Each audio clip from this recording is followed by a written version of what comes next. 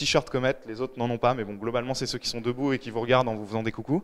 Et voilà, le meet-up, on accueille aujourd'hui Gaëtan, qui est un freelance de la communauté, qui est en mission chez Orange Bank. Il sera ravi, je pense, d'en discuter avec vous, même s'il va arrêter dans quelques temps pour s'installer en Thaïlande.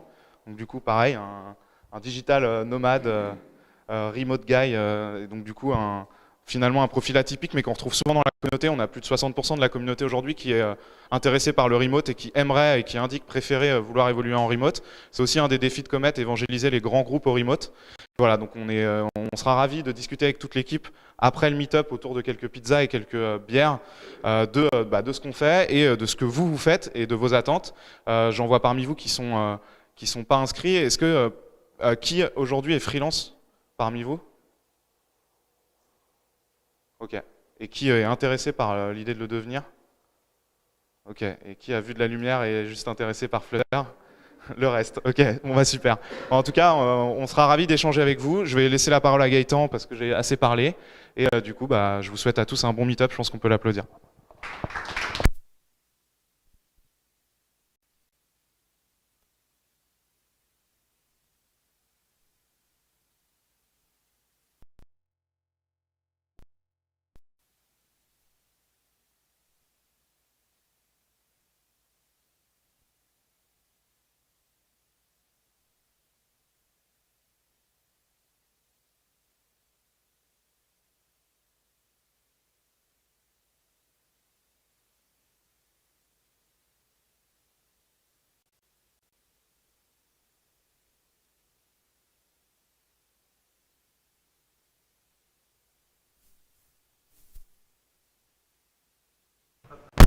Ah, ok. Donc, ok, j'avais mal fait les choses. Et donc voilà, où on voit sur iOS qu'on a vraiment un look and feel matériel qui se retrouve plus sur Android que vraiment ce qui se fait sur iOS. Et un deuxième talk qui parlera des nouveautés de Flutter 2 qui ont été annoncées le 9 avril. Donc du coup, on va commencer. En fait, l'objectif, ça va être une analyse de code pour voir comment on peut passer donc d'une appli comme ça, donc qui est en matériel sur les deux OS, à une appli qui du coup voilà, sur iOS va on le voit assez mal sur le rétro, mais sur iOS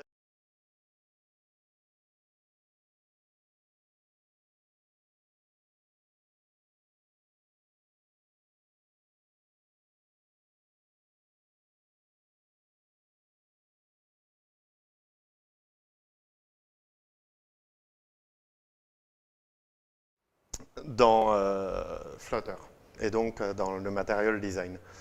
Donc en fait pour arriver à ce système-là, donc on a utilisé, c'est visible pour tout le monde? Non? Ok. Hop.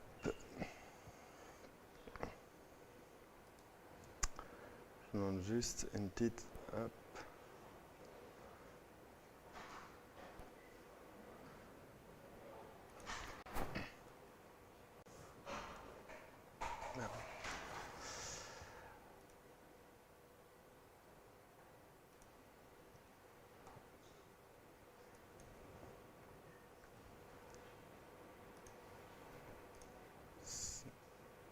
C'est un peu mieux, je pense.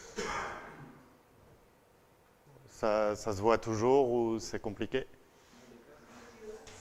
Comment?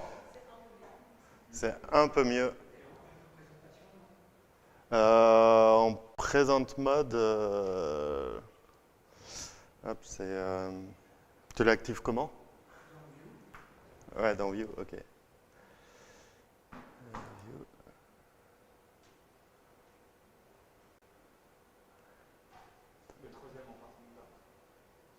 Ok, ouais, merci.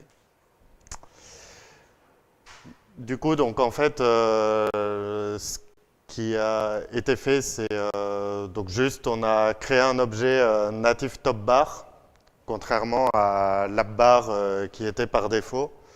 Et c'est justement ce native top bar qui, lui, en fonction de l'OS, va afficher une app bar iOS que Flutter appelle Cupertino et sur Android afficher une app bar Material.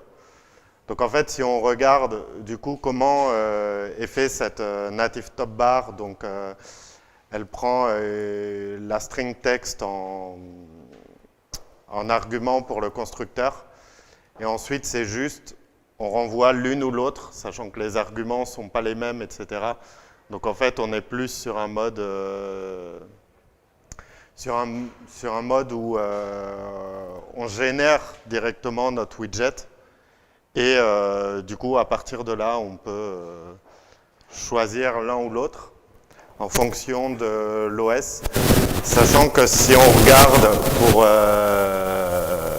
l'avenir, ce qui peut se passer sur les prochaines versions de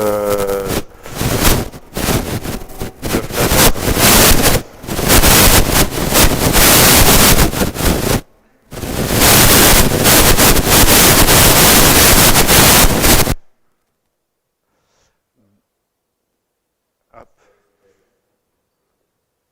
Ah, c'est peut-être le...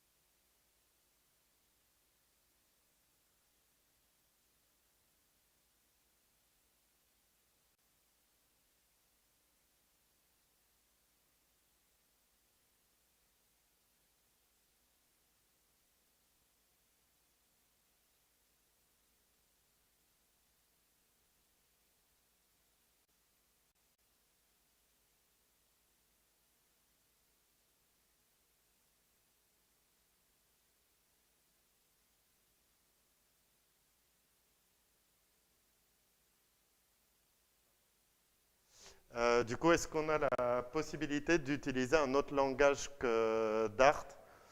En fait, sur Flutter, on n'a pas la possibilité d'utiliser d'autres langages que Dart. Ensuite, si vraiment le but c'est de minimiser le code en Dart, on peut toujours passer par des plugins natifs. Donc là, ça va demander par contre deux codes distincts où tu vas coder d'un côté sur Android Studio en Kotlin ou Java, tu as le choix. Et pareil pour iOS, tu as le choix entre Objective-C et Swift. Et du coup, ça te permet de coder des plugins natifs qu'ensuite tu vas utiliser en Dart et d'avoir peut-être une gestion un peu plus fine de certains types de choses qui sont vraiment purement natives à l'OS. Sachant qu'il y a une bibliothèque de plugins qui est déjà très bien fournie pour utiliser pas mal de composants natifs type le matériel si on veut utiliser, je ne sais pas, le flash ou quoi. Et ensuite, on peut mettre des composants vraiment natifs pour, par exemple, je prends un exemple, pour utiliser d'un côté le Force Touch sur iOS et de l'autre utiliser le long click sur Android, qui vont être des choses qu'on ne retrouve pas forcément sur un OS ou l'autre. Pareil que d'envoyer un SMS directement, chose qu'on ne peut pas faire sur iOS, et donc gérer ça de manière plus fine sur, voilà, sur chaque partie, et ensuite on appelle le code de cette partie-là dans des développements de plugins natifs. Mais pour répondre plus dans la question sur la partie Flutter, on peut uniquement développer en Dart, sachant que c'est un langage sur lequel la courbe d'apprentissage est assez rapide quand même. Et avec Dart 2, ça s'améliore encore un peu plus, mais on va en parler par la suite. S'il y a d'autres questions, oui. Les services qui s'exécutent en background, comment ça se passe justement pour qu'il y ait une fonction entre Android et iOS? Donc en fait, sur toute la partie service background, ça doit être géré par donc soit par des plugins natifs que tu vas développer, soit par des plugins natifs que tu vas utiliser et qui existent déjà. En fait, tu lances ton service et là, vraiment, en fait, c'est justement, en fait, si on regarde comment est architecturé le projet, en fait, on voit qu'on a... alors, je suis désolé pour ceux qui ne voient pas très bien, mais on voit qu'on a un répertoire iOS, et en fait, le répertoire iOS contient un Xcode Proj qu'on peut ouvrir, qui est d'ailleurs indispensable pour signer l'application, par exemple, ou autre. Pareil, il y a un répertoire Android, et de la même façon, on peut développer directement dans ce répertoire Android pour, de la même façon, signer l'app ou développer des plugins natifs qui, eux, vont permettre ensuite d'avoir cette gestion de service. En fait, Flutter va juste demander le lancement du service. Ensuite, c'est vraiment le code natif de chaque plateforme qui va exécuter cette partie native. D'autres questions? Non. Ok, du coup, on va passer à la deuxième partie du talk, à savoir les nouveautés de la version 2 de Flutter en bêta. Donc en fait, Flutter est passé en version bêta début mars ou fin février de mémoire. Et le 9 avril, ils ont annoncé la seconde version bêta de Flutter avec pas mal de nouveautés. Et donc le but, ça va être justement de voir un peu plus quelles ont été les nouveautés apportées par la version 2 de Flutter. Je reviens juste sur la présentation d'avant qui a été développée avec la première version de Dart, donc qui n'intégrait pas toutes ces nouveautés étant donné que le code était un peu plus vieux.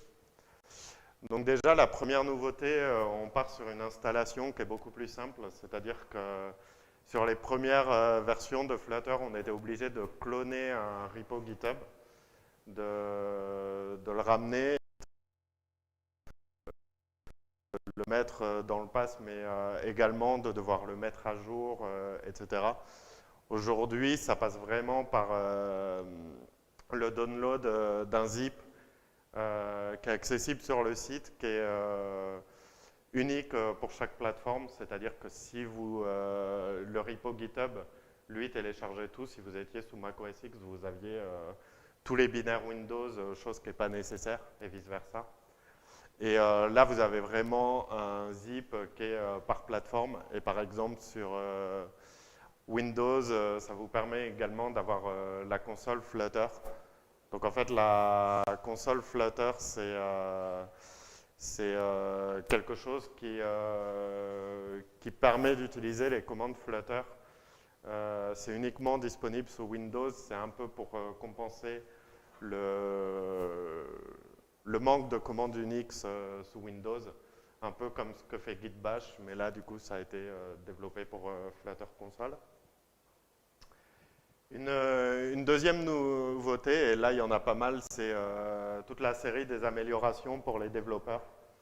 Donc, en amélioration, déjà, la plus visible en tant que développeur, c'est l'exécution simultanée de plusieurs applications. C'est-à-dire qu'en fait, avant, par exemple, si vous aviez une appli d'un côté Android, d'un côté iOS, si vous passiez de l'une à l'autre, vous n'aviez aucune simultanéité, c'est-à-dire que vous ne pouviez pas débugger les deux applis en même temps, etc. Il fallait faire des sessions différentes. Et ça a été une nouveauté qui a été ajoutée, qui est pas mal. Donc ensuite, on a Flutter Outline par défaut. En fait, c'est lorsque vous développez des écrans, vraiment purement la partie view de votre application, en fait, vous avez l'outline qui est sélectionné par défaut. Donc l'outline, en fait, c'est ce qu'on voit à la fois sur cette partie-là et sur la partie en hausse. C'est-à-dire qu'en fait, vous avez une hiérarchisation de comment est votre vue, un peu comme ça se retrouve sur Android, mais pas forcément un aperçu tel qu'elle sera, mais plus une hiérarchisation de l'information et de comment sont placés les éléments les uns par rapport aux autres.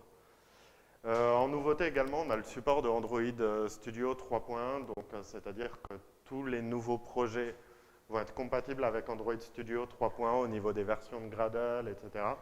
Ce qui permet d'utiliser du coup les dernières versions de Kotlin.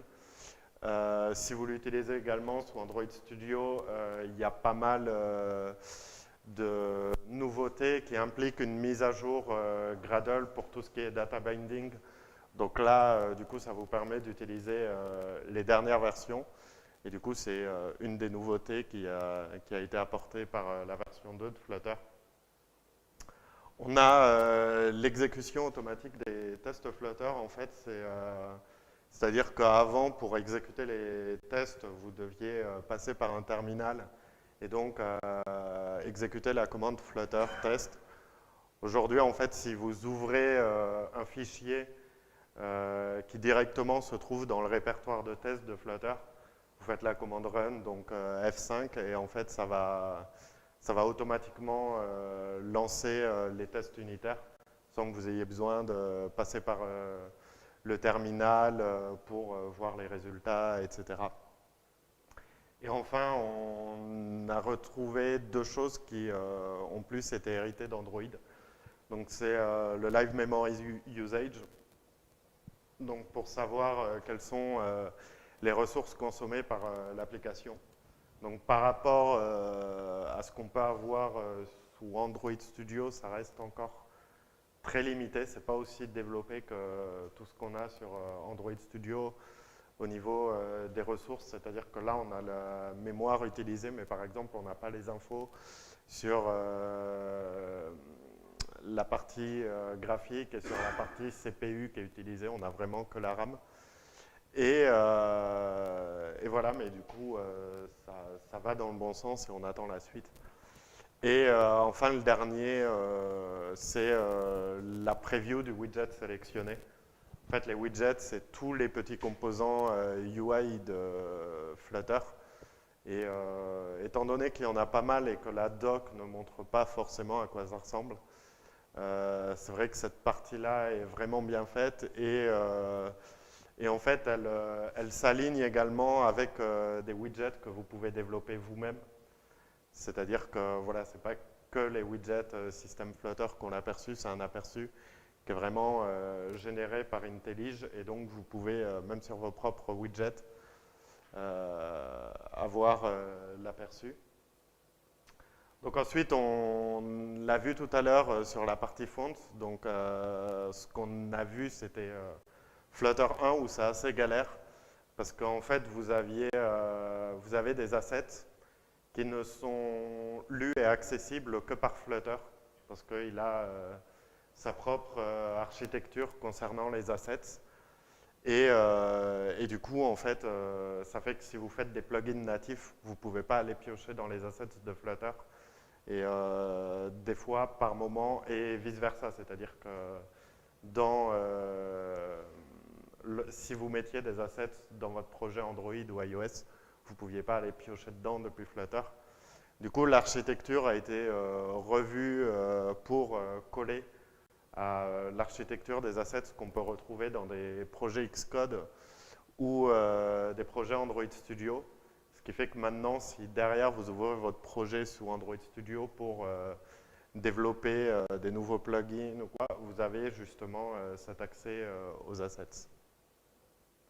Et la dernière nouveauté, en fait, c'est donc on était sur donc la version 1 de Flutter.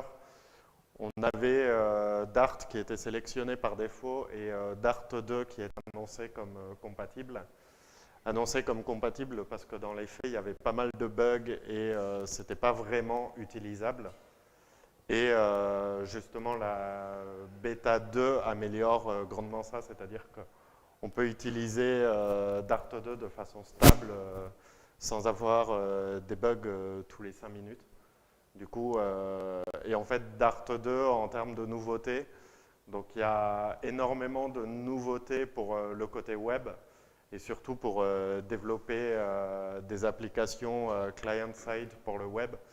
Ensuite, sur la partie Flutter et mobile, ce que ça apporte, ça va beaucoup plus apporter en termes d'error handling et voilà, donc de gestion des erreurs et de la manière dont vous allez gérer les erreurs et ça simplifie grandement les choses, notamment au moment de débugger l'application. Et du coup, c'était voilà, c'était un petit peu le tour des nouveautés qu'il y avait sur Flutter, sur la seconde version bêta de Flutter. Du coup, s'il y a des questions. Oui. Moi, je suis sous Mac, oui.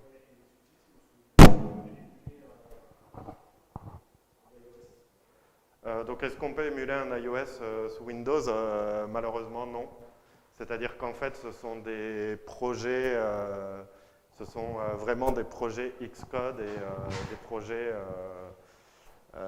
Android. Et en fait, les émulateurs que l'on voit qui ont été exécutés là, on voit que c'est vraiment les émulateurs système donc, qui ont été piochés sur Xcode et l'émulateur qui a été pris sur Android Studio. Donc, du coup, c'est vraiment, enfin, pour la partie iOS, il faut vraiment être sous macOS. Ensuite, l'avantage de Flutter, si on n'est pas forcément sous iOS, ça permet par exemple de diviser le travail dans une équipe qui serait scindée en deux, où il y a classiquement ce qu'on retrouve dans des équipes, un côté iOS, un côté Android, et forcément les Android n'ont pas forcément toujours des Mac. Et du coup, en fait, ça permet, la partie Flutter permet de développer sous Windows ou sous Linux des parties qui vont être communes, avec justement, là où vous aviez besoin, par exemple, de 3 devs Android, 3 devs iOS, là, ça peut être 2 devs Flutter, un dev Android, un dev iOS, ce qui fait que ça limite pas mal l'équipe. Ou sinon, ça permet d'aller plus loin dans la recherche de complexité. Et du coup, ça laisse un intérêt quand même dans un travail d'équipe de passer par Flutter, même si on est sous Windows ou Linux. Ensuite, en tant que dev solo, sous Windows ou Linux, à moins de partager son travail, l'intérêt est quand même assez limité à ce niveau-là parce que justement, il n'y aura pas toute cette possibilité à la fois de développer des plugins natifs en Swift. Enfin, c'est possible en passant par les éditeurs de texte, mais ça va vite être compliqué. Voilà, donc développer sans compiler, sans débugger, ça va vite être très limité. Donc, du coup, voilà, ouais. Donc, faut être sous Mac pour toute la partie iOS et Xcode.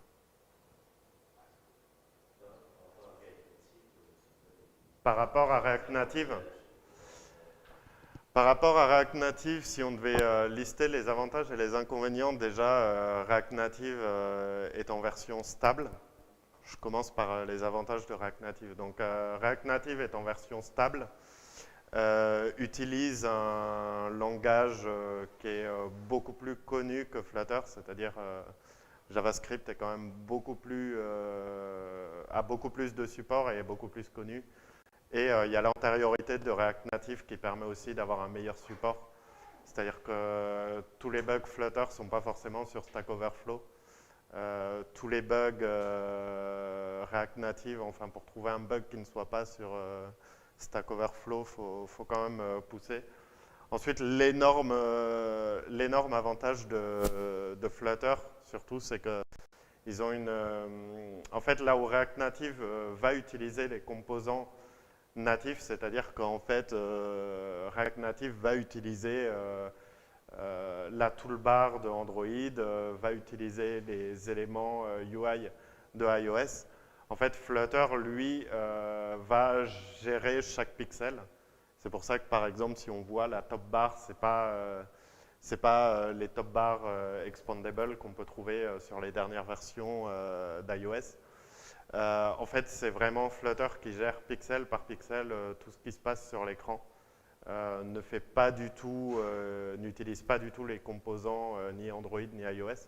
Et en fait, du coup, ça permet d'avoir un moteur graphique et donc des performances graphiques en termes d'animation, etc., qui sont vraiment, là pour le coup, assez énormes. C'est-à-dire que, enfin, on arrive très très proche de ce que pourrait être fait du natif optimisé en termes d'animation, etc.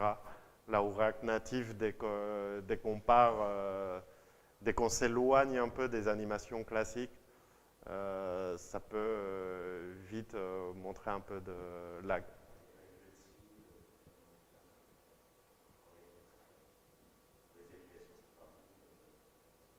Oui, tu as pas mal de trucs sur React Native, mais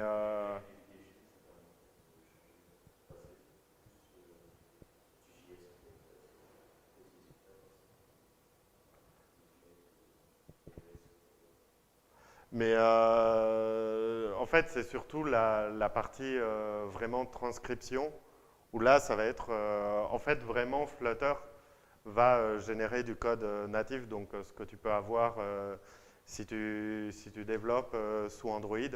Ce que va générer Flutter, c'est l'équivalent du NDK, c'est-à-dire ça va vraiment être du code assembleur brut. Et de la même façon sous iOS. Donc ensuite, il y a une partie où justement, il faut gérer, notamment pour Android, les APK en fonction des différents processeurs, mais ça se gère très bien. Et sinon, en perf graphique et animation, enfin, si tu veux, on en reparlera tout à l'heure. Je te montrerai des exemples de challenge d'animation qui ont été faits sur Flutter et où vraiment ça va assez loin, voir des animes qui simulent de la 3D.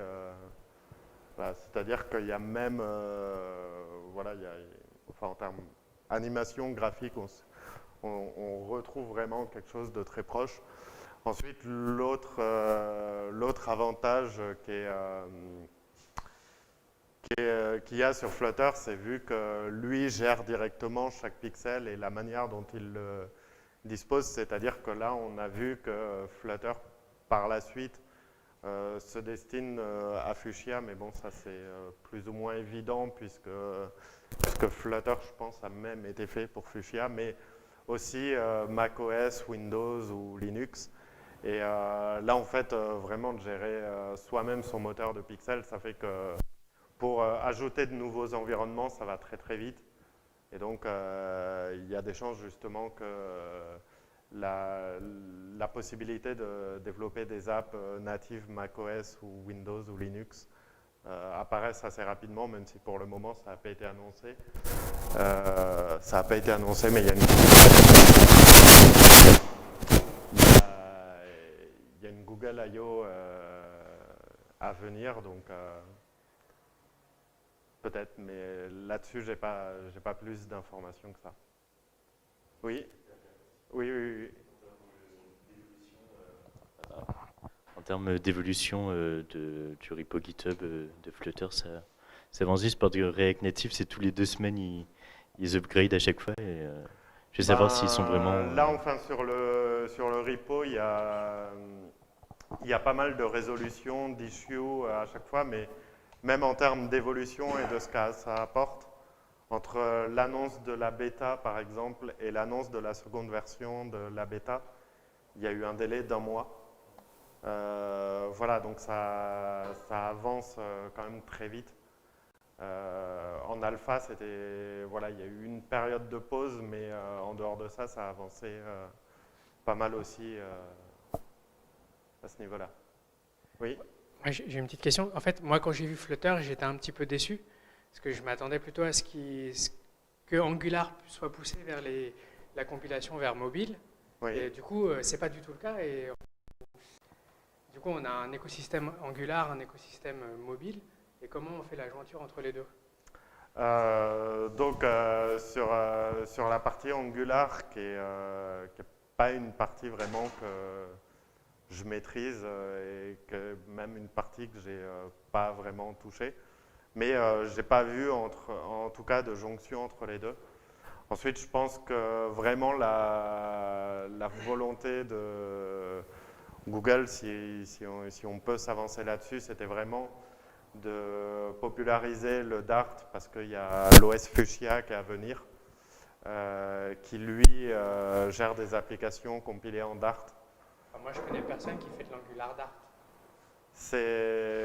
J'en connais pas beaucoup non plus, mais justement le but, je pense, affiché, est de populariser le langage. Ensuite, c'est vraiment un langage qui, en termes d'apprentissage, est vraiment rapide pour le coup. C'est de la syntaxe. Oui, mais on parle de code base, en fait. C'est ça qui est intéressant. Que le langage soit facile Ah à oui, oui, oui. rapidement. Sur la code base, bah, c'est un peu la code base, c'est un peu ce que je répondais aussi concernant les issues sur Stack Overflow. C'est-à-dire que voilà, la code base, il va falloir du temps avant que ça se mette en place.